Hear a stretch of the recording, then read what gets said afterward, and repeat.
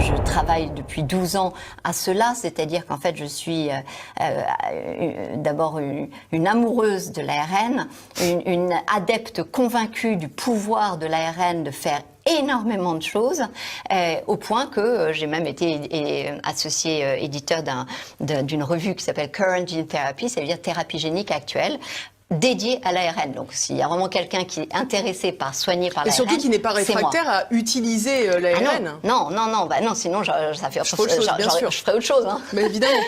Donc, non, mais ça c'est important aussi, parce que c'est pas une question dogmatique. Mais bien entendu, ni sur les vaccins, ni sur l'ARN. Au contraire, je veux dire, moi, au contraire, je suis extrêmement malheureuse de ce qui se passe, parce qu'effectivement, en revanche, parce que je connais l'ARN, parce que je connais tout ce toute cette littérature, tout le potentiel, l'administrer à des individus sains me paraît effectivement de l'ordre de la folie.